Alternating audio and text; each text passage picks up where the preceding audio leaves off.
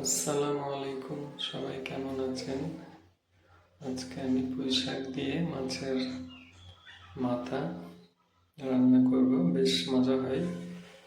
পুঁই শাকগুলো আমি আমার সাইজ পছন্দ অনুযায়ী কেটে নিচ্ছি। তারপর আমি ডাঁটাগুলো ফেলে দেব না, ডাঁটাগুলো নিব। ডাঁটাও বেশ খেতে মজা। মাটির চুলায় রান্না করব আমি আজকে।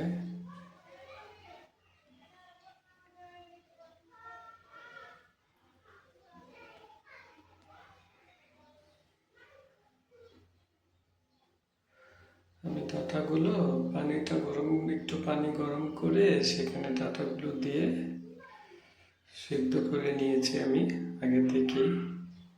তারপর এখন আমি মশলার আগে থেকে কষানো ছিল, সেই কষানো মশলায় আমি ডাঁটাগুলো দিয়ে দিয়েছি।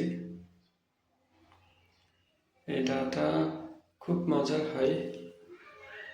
দেখেন দেখেন আমি ডাঁটাটা এমনভাবে সিদ্ধ করেছি যেন রংটা চেঞ্জ না হয়ে যায়, সবুজেই আছে। রান্নার পরে অবশ্য এটা এমনি তো পাল্টে যাবে, তাও যতটুকু সম্ভব চেষ্টা করি কালারটা রাখার জন্য। মশলা বলতে এখানে শাকের মধ্যে খুব বেশি মশলার দরকার নেই। হলুদ, মরিচ, পেঁয়াজ, রসুন দরকার নেই।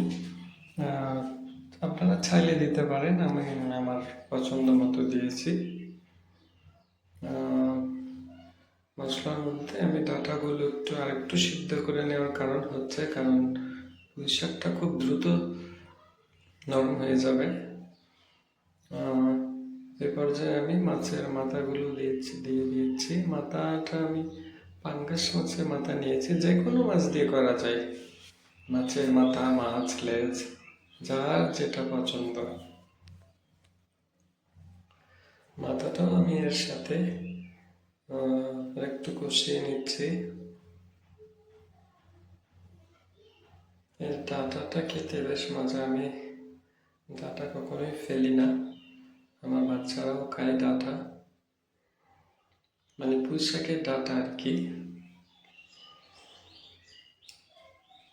দেখেন আমার কষানোটা এরকম হবে, মানে একটু একটু তেল ছেড়ে দিবে নিচ দিয়ে, তখন বোঝা যাবে যে এটা কষানো হয়েছে।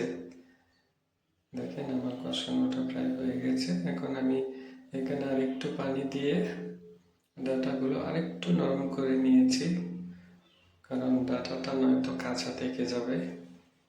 দেখেন এই পর্যায়ে কিন্তু শত চেষ্টা করেও পুরো সবুজটা রাখা সম্ভব হয়নি। তারপর আমি যতটুকু চেষ্টা করেছি রাখার জন্য, এবার আমি পাতাগুলো দিয়ে দিয়েছি।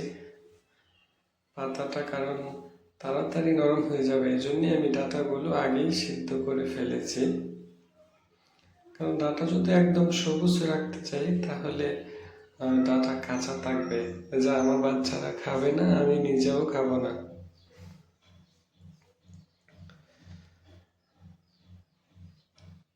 পাতাগুলো আমি এর সঙ্গে ভালোভাবে মিশিয়ে নিচ্ছি। পাতাটা দেওয়ার পরে খুব বেশি রান্না করবেন না, তাহলে একদম কালো হয়ে যাবে। যত কম সময় রাখা যাবে পাতা, তত সবুজ থাকবে। পুঁই শাকের পাতা কিন্তু এমনিতেও খুব নরম, এটা বেশি রান্না দরকার নেই, এটা এমনিতে গলে যায়। দেখেন পাতাগুলো কিন্তু এখনো হয়ে গেছে। আমি তাও আর একটু করে নিচ্ছি, কারণ আমার বাচ্চারা মনে করবে কাঁচা। আমি অবশ্য সবুজ একেই খেতে পারি, আমার বাচ্চারা ছোট মানুষ তো, ওরা বুঝবে না, ভাববে এটা কাঁচা শাক রান্না করেছে। তাই আমি শাকটা আরেকটু রান্না করে নিচ্ছি। আপনারা একবার যে কোনো মাছের মাথা, আমার কাছে মনে হয় বিশেষ করে পাঙ্গাসের মাথা দিয়ে মজা হয়, কারণ এই মাছে আলাদা একটা মানে তেল থাকে। দেখেন আমার রান্না হয়ে গেছে, আমি পরিবেশন করে দেখাচ্ছি। হয়েছে জানাবেন। আল্লাহ হাফেজ।